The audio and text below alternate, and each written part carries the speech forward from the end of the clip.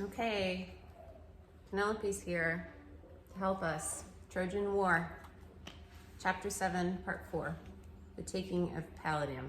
I don't know what the thing is. I just don't do the names very well. The story's great, even if the names are slaughtered. Okay, Chapter 7.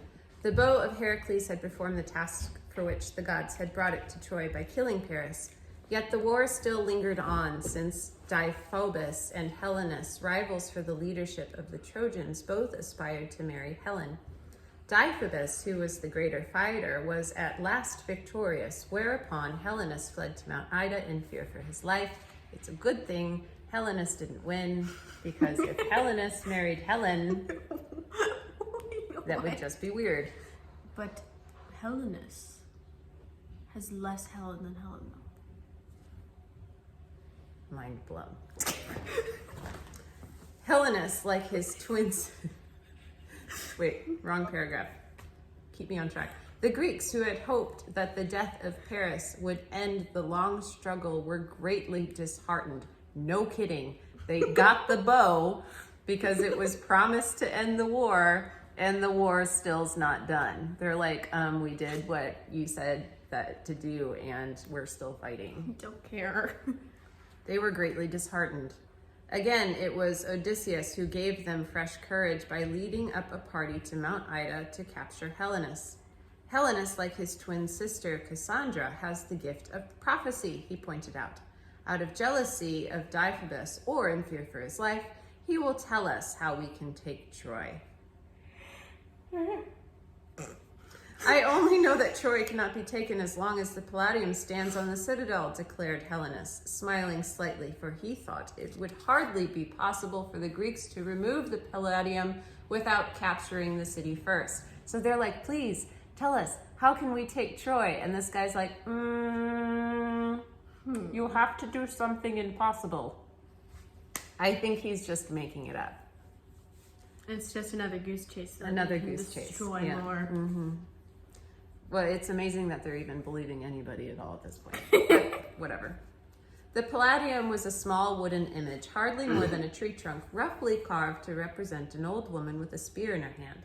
It was very old and was said to have fallen from heaven in the days of Ilus, grandfather of Priam, as a symbol of the god's special favor toward Troy. It stood in a little wooden temple of Athena in the midst of the citadel, and the priestesses who served it were among the noblest women of Troy. They took good care of this thing. The Greek chiefs looked blankly at one another, discouraged by Helenus's words.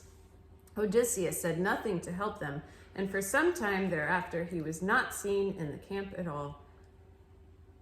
Penelope gets excited when I talk about Odysseus because in the Odyssey, Penelope, the name, is Odysseus' wife, and he's gone for 20 years at this war. Weaving my blanket. Weaving her blanket, because she said, as soon as I'm done weaving my blanket, I'll take another husband. Well, she weaves it every day and then unravels it every night and never finishes. I wonder how many different patterns I tried.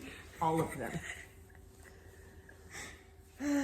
Odysseus said nothing to help them, and for some time thereafter he was not seen in the camp at all.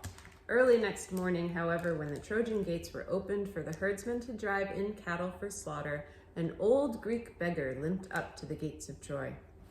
The old man was sturdy-looking, but lame and pitifully ragged. He had been dreadfully beaten.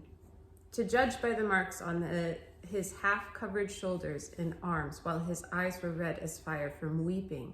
His tongue, however, was ready enough, and he was soon showing off his welts to a half-curious, half-pitying crowd, while whining for alms and telling them his tale. He had been one of the men from Palamedes, he said, and as such had drawn down upon himself the special anger of the crafty Odysseus. For a while after Palamedes' death, Ajax had protected him. Now, however, his enemies had driven him from his hut and reduced him to beggary, since he was too old and crippled to defend what was rightly his. He had taken to wandering through the camp, lending a hand to the stewards of the herdsmen in return for a meal, and had not been above snatching at other men's food when his need was most great. This last had been his undoing, for he had been caught by the Ithacans and hauled before Odysseus, who had him scourged out of the camp. "Pity a poor man," whined he, "who fought with heroes once. My father was a king of Tyrannus, who trusted me with the training of his young sons Castor and Pollux. Then I slew a man in quarrel, for I was hot-blooded in those days, and I fled for my life to Palamedes, who made me a captain among his men."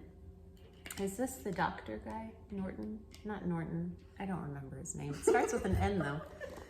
"If you knew Castor and Pollux," said one, "their sister Helen will gladly give you alms.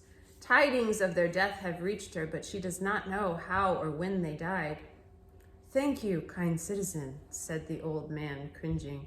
"Will you not give something to a poor man, that Helen may see her friends are well received in Troy?" "Helen lives in the house of Deiphobus," said the citizen calmly. "It lies by the citadel nearest to Hector's, and any man will tell you the way. As to alms, Helen herself may reward you as you deserve." The old man hobbled up off the street, muttering resentfully, while a little group of idlers lounged after him, curious to see the meeting between Helen and a Greek after all these years. Helen came hurrying out into her courtyard with 2 maids behind her, while the old man raised his face and fixed his clear gray eyes on hers. Helen halted, and her cheeks went pale as marble. Her lips opened, but no sound came. "Pity a poor old man," whined the beggar rapidly. "I bring you news of your brothers, who live, though no longer on earth. One day they feast with the gods, and the next they sleep in death. Thus each is half immortal and shares the pleasures of the blessed ones." "Come in and tell me more," said Helen faintly. "Forgive me, old man. I think the sight of a friend of my youth has taken away my wits." Hold up. This guy says, "Take pity on me," and then tells her, "I bring word from all of your dead brothers." Like, That's a harsh way of finding out your brothers are dead. like, Would you take him in?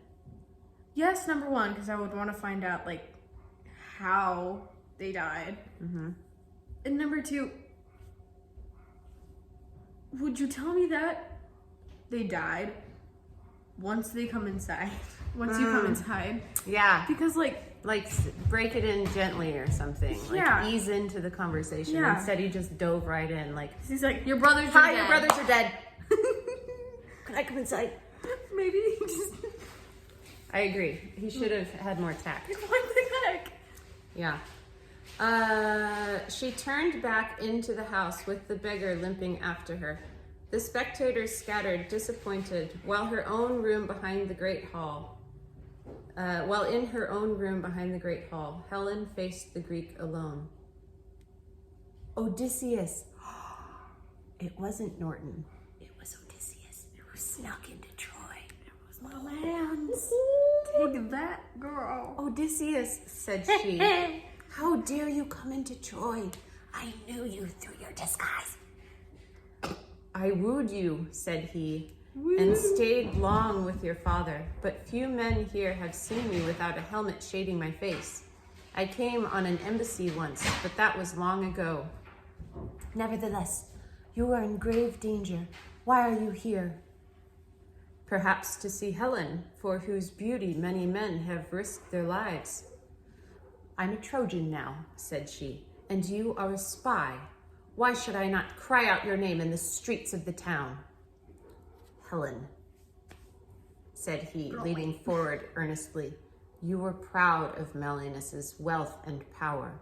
You loved Paris. What binds you to Deiphobus?"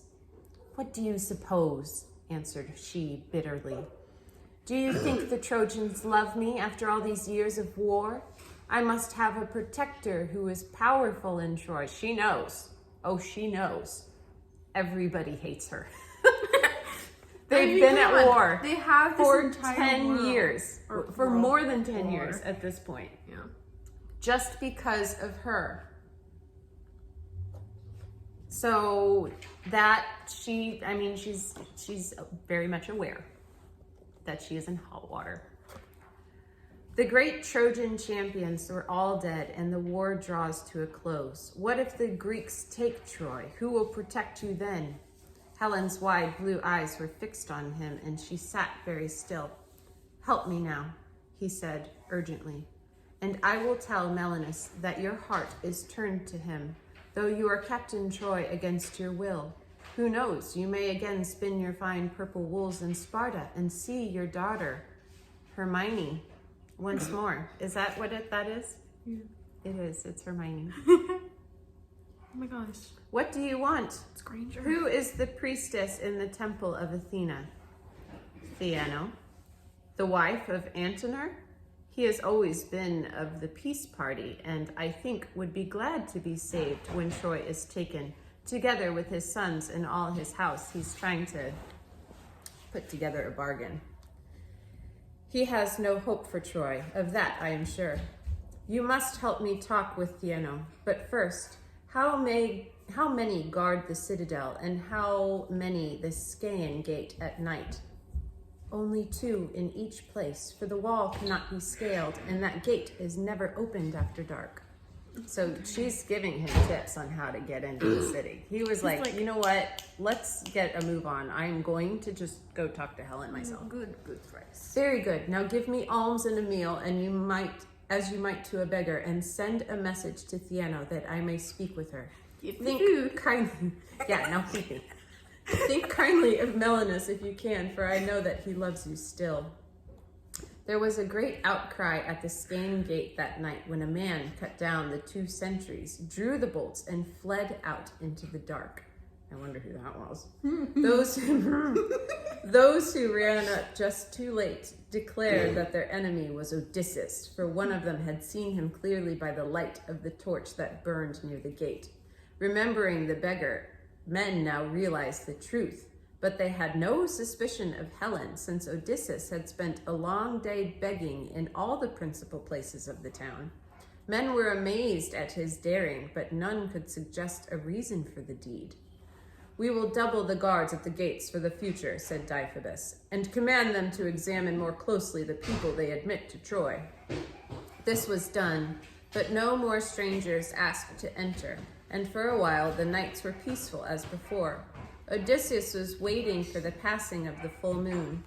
On the first pitch-black night since Odysseus' adventure, 2 men stole over the plain to the point where the walls of Troy rose highest, since at this spot they were built over a cliff where the rocks at the edge of the citadel dropped down to the plain.